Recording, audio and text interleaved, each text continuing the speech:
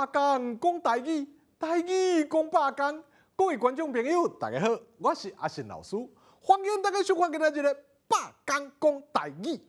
今仔日啊，咱要和大家分享的主题是领红包讲台语。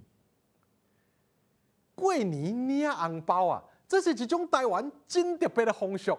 在台湾民间顶高这个过年的传说内面啊，果是因为大家感觉台湾都要沉落来啊。士大人啊，总甲厝里的钱拢总摕来分予逝世，安尼演变过来。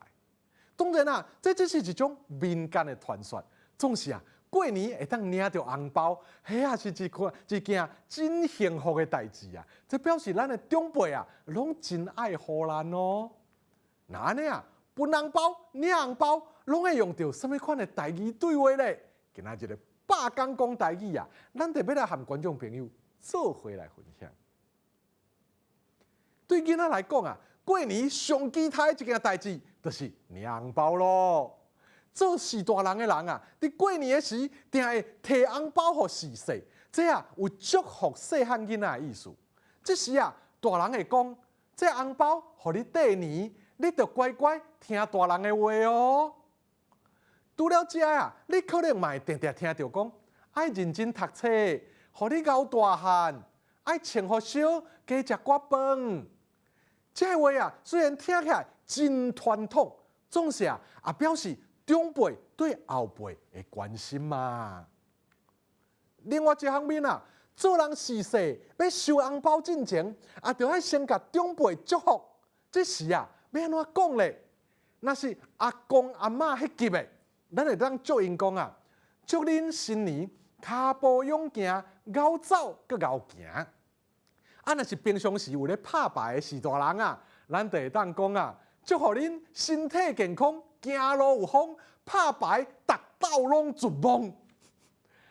啊，若是阿伯阿姨这年岁无遐大的长辈啊，咱就会当甲因讲啊，祝福恁年年春，年年富，年年起楼啊厝。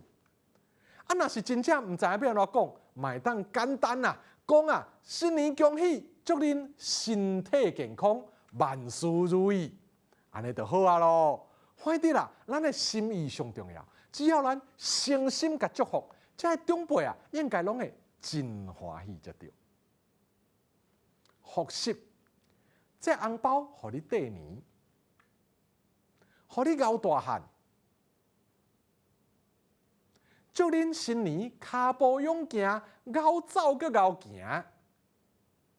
祝恁身体健康，行路有风，拍牌逐道拢绝望。祝恁年年春，年年富，年年起楼啊厝。新年恭喜，祝恁身体健康，万事如意。各位观众朋友啊，新年领红包讲好话，一定要用台语哦。今仔日的百工讲台语就讲到这，感谢观众朋友的收看。咱后摆再会。